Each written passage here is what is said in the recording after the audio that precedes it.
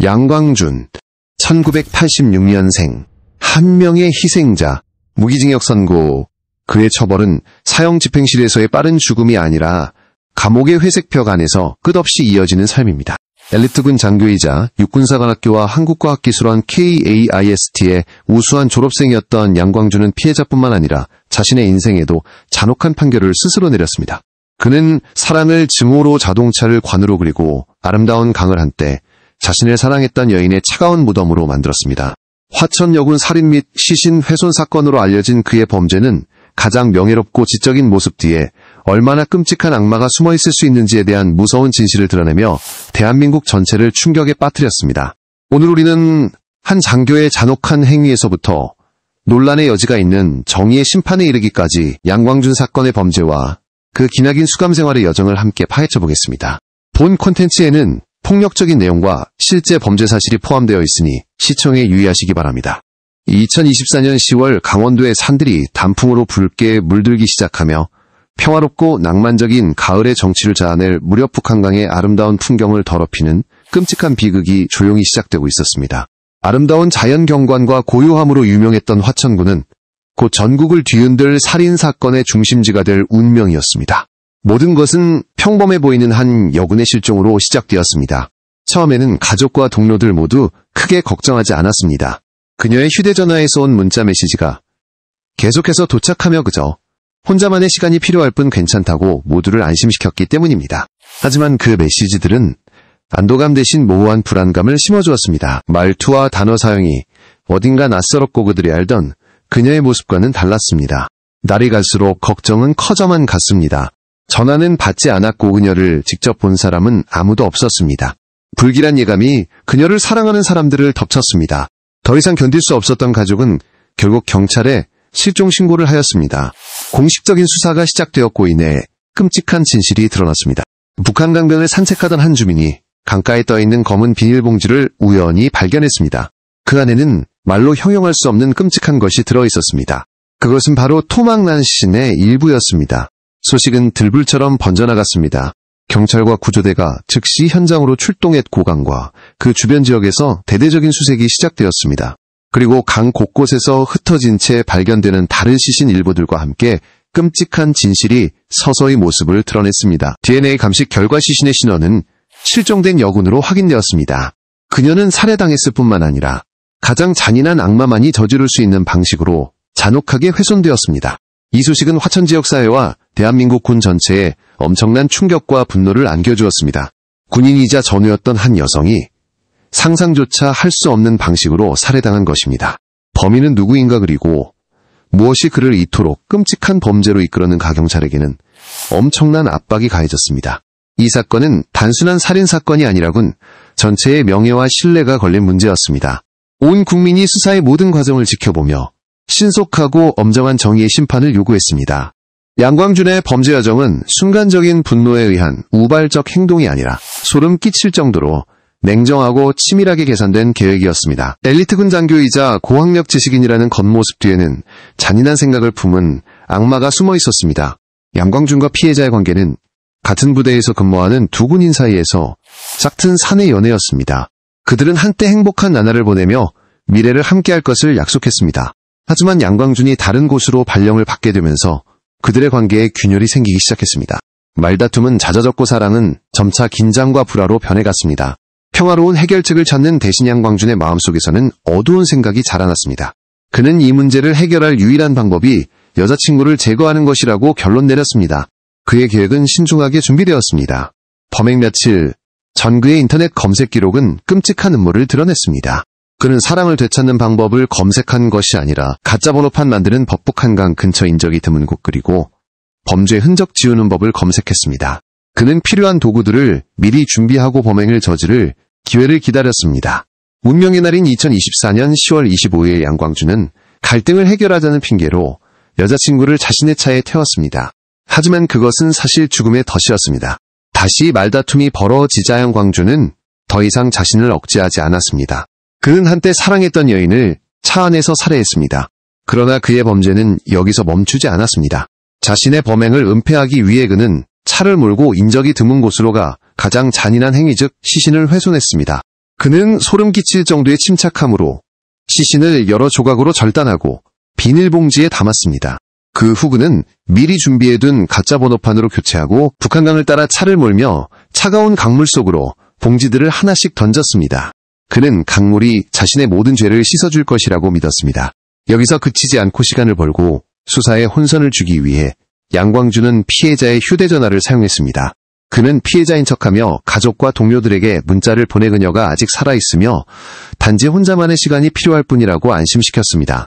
살인자의 손에서 보내진 그 문자 메시지들은 그녀를 걱정하는 사랑하는 사람들에게 잔인한 정신적 고문이 되었습니다. 그는 자신의 계획이 완벽하며 결코 발각되지 않을 것이라고 믿었습니다. 하지만 그는 틀렸습니다. 아주 작은 실수들 그리고 지우려 애썼던 흔적들이 결국 악마의 진짜 얼굴을 드러내게 했습니다.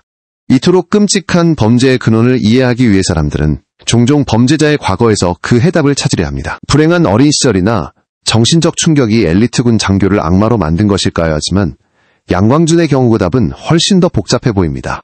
그에게는 어떠한 전과 기록도 없었습니다. 적어도 표면적으로 그의 삶은 성공가도를 달리고 있었습니다. 1986년에 태어난 양광준은 일찍부터 유능하고 야망 있는 인물로 두각을 나타냈습니다. 그는 치열한 경쟁을 뚫고 대한민국에서 가장 명문으로 꼽히는 군의 미래 지도자를 양성하는 육군사관학교에 입학했습니다. 65기로 졸업한 후에도 학업을 계속하여 세계적인 연구 중심지인 한국과학기술원 KAIST에서 석사 학위를 취득했습니다. 그의 군 경력 또한 매우 화려했습니다. 그의 능력과 학력 덕분에 그는 군대 내에서 빠르게 진급했습니다. 범행 전 그는 매우 높은 전문성이 요구되는 핵심 부대인 사이버작전사령부에서 중령 진급 예정으로 근무하고 있었습니다. 그는 상관의 신임을 받고 동료들의 존경을 받는 장교였습니다. 그의 행동에서 폭력적이거나 비정상적인 징후는 이전에 기록된 바가 전혀 없었습니다. 그는 마치 성공의 본보기 빛나는 귀감처럼 보였습니다. 그와 피해자의 관계는 바로 그 직장 환경에서 시작되었습니다. 그들은 동료로서 군 생활의 어려움과 압박을 함께 나누었고 동료회에서 사랑이 싹텄습니다. 적어도 주변 사람들의 눈에는 그들은 아름다운 한 쌍으로 보였습니다. 아무도 그 관계 뒤에 비극이 도사리고 있을 것이라고는 상상조차 하지 못했습니다. 양광준의 완벽한 과거는 그의 범죄를 더욱 이해하기 어렵고 소름 끼치게 만듭니다. 그는 범죄 환경이나 불행한 어린 시절의 산물이 아니었습니다. 그는 학식 지위 밝은 미래 등 모든 것을 가진 사람이었습니다. 무엇이 그를 범죄의 길로 이끌었을까요? 성공이라는 겉모습 뒤에 도덕적 공허함 자신의 이익을 지키기 위해 타인을 파괴할 준비가 된 이기적인 자아가 숨어 있었던 것일까요? 이 사건은 악이 지위나 학식에 구애받지 않는다는 무서운 진실을 드러냈습니다. 악은 어디에나 누구에게나 존재할 수 있으며 항상 명확한 경고 신호를 보내는 것은 아닙니다. 양광준의 범죄 동기에 대한 단순한 설명이 없다는 사실은 그의 사건을 한국 사회 전체에 쓰라린 교훈으로 남겼습니다. 모든 살인사건의 이면에는 선정적인 뉴스 헤드라인과 긴장감 넘치는 재판 과정 뒤에는 억울하게 꺼져버린 한 생명과 영원한 고통 속에 잠긴 한 가족의 이야기가 있습니다.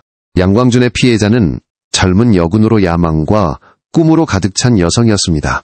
비극이 닥치기 전 그녀는 의미 있고 자랑스러운 삶을 살고 있었습니다. 그녀는 특히 여성에게는 결코 쉽지 않은 군인의 길을 선택했습니다. 이는 그녀가 강인하고 의지력 있으며 애국심이 강한 사람이었음을 보여줍니다. 그녀는 조국에 봉사하고 국민의 평화를 지키기 위해 청춘을 바쳤습니다. 직장에서 그녀는 아마도 동료들에게 사랑받고 상관에게 신뢰받는 성실한 군인이었을 것입니다. 그녀에게는 자신만의 꿈이 있었습니다. 군에서 진급하는 것도 많은 곳을 여행하는 것 혹은 그저 행복한 가정을 꾸리는 것과 같은 소박한 꿈이었을지도 모릅니다. 그녀는 자신의 동료이자 상관이었던 양광준에게 온전한 믿음과 사랑을 주었지만 그가 자신의 삶을 잔인하게 끝낼 사람이라는 사실은 꿈에도 몰랐을 것입니다. 그녀의 가족에게 이 상실은 결코 극복할 수 없는 비극이었습니다. 그들은 딸이 여군이 된 것을 얼마나 자랑스러워했을까요? 딸이 힘든 임무를 수행할 때마다 얼마나 걱정했을까요? 그리고 이제 그들은 사랑하는 딸이 그녀가 사랑하고 신뢰했던 바로 그 사람에게 배신당하고 살해당했다는 끔찍한 진실과 마주해야 했습니다. 그들의 고통은 단지 상실감뿐만이 아니라 분노와 무력감이었습니다. 그들은 딸이 실종되었을 때 극심한 걱정 속에서 며칠을 보내야 했고 결국에는 끔찍한 소식을 접해야 했습니다. 그들의 고통은 수사 과정과 재판 내내 계속되었습니다. 그들은 딸을 죽인 범인의 냉담하고 무감각한 얼굴과 마주해야 했고 그가 아무렇지 않게 범행을 진술하는 것을 들어야 했습니다. 정의는 실현될지 모르지만 그것이 결코 그들의 딸을 되돌려줄 수는 없습니다. 피해자와 그녀 가족의 이야기는 폭력과 배신이 낳는 끔찍한 결과를 고통스럽게 상기시켜줍니다. 이는 범죄가 단 한 사람의 생명만을 앗아가는 것이 아니라 수많은 다른 사람들의 삶을 파괴하며 결코 치유될 수 없는 마음의 상처를 남긴다는 것을 보여줍니다. 그녀를 기억하는 것은 단지 가족과 고통을 나누기 위함만이 아니라 관계 속에 잠재된 위험에 대해 사회에 경고하고 특히 군대 환경 내에서 여성을 보호하기 위한 강력한 조치의 필요성을 촉구하기 위함입니다. 그녀의 이야기는 영원히 값비싼 교훈으로 더 안전하고 공정한 사회를 향한 끊임없는 외침으로 남을 것입니다. 화천여군 살인사건 수사는 여론의 거센 압박과 경찰군 당국의 강력한 의지 아래 신속하게 진행되었습니다. 가장 중요하고 첫 번째 단서는 피해자의 신원을 확인하는 것이었습니다. 이를 통해 수사관들은 신속하게 그녀의 인간관계를 파악했고 남자친구이자 동료였던 양광주는 즉시 주요 용의선상에 올랐습니다. 소환조사를 받을 때 양광주는 매우 침착한 태도를 보였습니다. 그는 슬픔에 잠긴 척하며 수사에 협조하는 모습을 보여 수사관들을 속이려 했습니다. 그는 관계에 갈등이 있었다고 말했지만 피해자의 실종과 죽음과는 아무런 관련이 없다고 강력히 부인했습니다. 하지만 그의 거짓말은 과학적 증거 앞에서 오래가지 못했습니다. 사건 해결의 결정적인 전환점은 양광준의 차량에서 나온 데이터 분석이었습니다. GPS 데이터에 따르면 피해자가 실종된 날 양광준의 차량은 시신이 발견된 바로 그 장소인 북한강 주변으로 이동했습니다. 이는 치명적인 우연의 일치였습니다. 게다가 경찰이 양광준의 차량을 수색했을 때 그가 매우 깨끗하게 청소하려 했음에도 불구하고 법의학팀은 미세한 혈흔을 발견했습니다. DNA 감식 결과 그것은 피해자의 혈액으로 확인되었습니다. 동시에 양광준의 컴퓨터 검색 기록은 그의 잔인한 계획을 폭로했습니다. 가짜 번호판 만드는 법과 시신 유기 방법과 같은 키워드들은 그가 계획적으로 살인을 저질렀다는 명백한 증거가 되었습니다. 이러한 확실한 증거들 앞에 서양광주는 더 이상 연기를 계속할 수 없었습니다. 결국 그는 자신의 모든 범죄를 자백했습니다. 양광준의 수사 및 체포 과정은 한국 경찰의 효율성과 전문성을 보여주었습니다. 하지만 수사관들을 가장 소름 끼치게 한 것은 그의 냉담하고 무감각한 태도였습니다. 자백하는 내내 그는 조금의 후회나 반성의 기미도 보이지 않았습니다. 그는 마치 임무를 보고하듯 여자친구를 살해하고 시신을 훼손한 행위를 상세하고 명료하게 진술했습니다. 엘리트 장교이자 지식인의 얼굴 뒤에 숨겨진 그 잔인함은 실로 소름 끼치는 것이었습니다. 양광준의 체포로 범인 추적은 막을 내렸지만 그것은 또한 중령 계급장을 단 악마에 대한 복잡하고 고통스러운 재판의 시작을 알렸습니다. 양광준의 재판은 범죄의 잔혹성뿐만 아니라 범인의 특별한 신분 때문에 한국 사회의 초미의 관심사가 되었습니다. 국가를 수호하도록 훈련받은 군 장교가 자신의 동료이자 연인을 살해했다는 사실은 엄청난 분노를 불러일으켰고 국군 기강과 도덕성에 대한 심각한 의문을 제기했습니다. 검찰은 양광준의 계획적인 범죄 과정을 명확하게 제시하며 강력한 기소를 펼쳤습니다. 인터넷 정보 검색 가짜 번호판, 제작 그리고 살인 시신, 훼손 은폐를 위한 가짜 문자 메시지 발송에 이르기까지 그의 모든 행위는 이것이 우발적인 범행이 아님을 명백히 보여주었습니다. 검찰은 이것이 치밀하게 계획된 의도적 살인임을 강조했습니다. 처음에 양광준과 그의 변호인은 감형을 기대하며 순간적인 분노에 의한 우발적 범행이었다고 주장하려 했습니다. 그러나 사전에 준비한 증거들 앞에서 그 주장은 완전히 무너졌습니다. 법정에서의 양광준의 태도 역시 변함이 없었습니다. 그는 여전히 냉담하고 무감각했습니다. 그는 자신의 행위를 인정했지만 어떠한 뉘우침이나 후회의 감정도 보이지 않았습니다. 이러한 태도는 피해자 가족과 법정에 있는 모든 이들에게 더 큰 분노와 고통을 안겨주었습니다. 긴장감 넘치는 재판 끝에 법원은 중대한 결정을 내려야 했습니다. 마침내 1심 재판에서 법원은 양광준에게 살인 및 사체 유기 혐의로 유죄를 선고했습니다. 사건의 계획성과 극도의 잔혹성을 고려하여 법원은 그에게 무기징역을 선고했습니다. 이 판결에 대한 반응은 복잡하게 엇갈렸습니다. 피해자 가족과 대다수 여론은 무기징역이 그가 저지른 범죄에 비해 너무 가벼운 처벌이라고 느꼈습니다. 그들은 사형을 기대했습니다. 그러나 한국 사법 시스템은 수년간 사형을 집행하지 않았기 때문에 무기징역이 사실상 최고형이었습니다. 판결 직후 신상공개위원회의 결정에 따라 양광준의 신상이 공개되었고 그는 군에서 파면되어 모든 명예를 박탈당했습니다. 하지만 이야기는 여기서 끝나지 않았습니다. 양광준은 무기징역 판결에 불복하여 항소했고 이는 피해자 가족의 고통을 연장시키고 정의의 인내심을 시험하는 일이 되었습니다. 무기징역을 선고받은 후양 광준의 삶은 완전히 다른 방향으로 접어들었습니다. 유망한 군 중령에서 그는 모든 명예와 미래를 박탈당한 채 죄수복을 입은 수감자가 되었습니다. 그의 일상은 이제 외부 세계와 완전히 단절된 채 교도소의 네 벽 안에서 단조롭고 절망적으로 반복됩니다. 그는 더 이상 자유로운 하늘을 볼 수도자신이 연인의 시신을 무참히 버렸던 화천의 맑은 공기를 마실 수도 없습니다. 대신 그에게 남은 것은 회색 벽차가운 쇠창살 그리고 다른 수감자들의 무표정한 얼굴뿐입니다. 교도소에서의 양광준의 태도는 크게 변하지 않은 것으로 보입니다. 그는 여전히 냉담하고 과묵한 모습을 유지하고 있습니다. 그가 자신의 범죄에 대해 후회하거나 뉘우쳤다는 정보는 없습니다. 그는 판결을 받아들였지만 그것은 참회에서 비롯된 것이라기보다는 조용한 체념에 가까워 보입니다. 자유인으로서 그의 마지막 행동 중 하나는 무기징역 판결에 대한 항소였습니다. 이는 그가 마지막 순간까지도 자신의 행위에 대한 완전한 책임을 받아들이지 않았음을 보여줍니다. 그는 가명이라는 희미한 희망을 붙잡으려 했지만 그 문은 아마 다시는 열리지 않을 것입니다. 그에게는 마지막 식사도사형 집행실에서의 마지막 유언도 없을 것입니다. 그의 형벌은 서서히 다가오는 죽음 침묵과 고독 속에서 서서히 썩어가는 것입니다. 그가 살아있는 매일매일은 자신이 저지른 끔찍한 범죄의 기억과 마주해야 하는 시간입니다. 마지막 말다툼 살인의 순간 그리고 시신을 훼손하던 그 잔인함의 이미지가 아마도 그를 영원히 따라다닐 것입니다. 양광준의 수감 생활은 범죄는 결코 잊히지 않으며 처벌은 어떤 형태로든 반드시 찾아온다는 것을 상기시켜줍니다. 그는 자신의 손으로 자신의 삶을 파괴했고 이제 그 대가를 고독과 절망 속에서 하루하루 시간마다 치르고 있습니다. 양광준 사건에서 정의는 법적으로는 집행되었지만 씁쓸한 뒷맛과 해결되지 않은 많은 질문들을 남겼습니다. 무기징역 판결은 한 살인자의 자유로운 삶에 종지부를 찍었지만 피해자의 가족에게는 결코 충분하지 않을 것입니다. 그들의 고통은 결코 가시지 않을 것입니다. 범인이 비록 감옥에 갇혀 있지만 여전히 살아있다는 사실은 받아들이기 힘든 현실입니다. 그가 숨쉬는 매일매일이 그들에게는 정의가 온전히 실현되지 않은 날일 것입니다. 그들은 이 무거운 짐을 평생 안고 살아가야 합니다. 양광준 사건은 한국 사회 전체 특히 군의 값비싼 교훈을 남겼습니다. 가장 신뢰받는 엘리트조차도 악마가 될 수 있다는 무서운 진실을 폭로했습니다.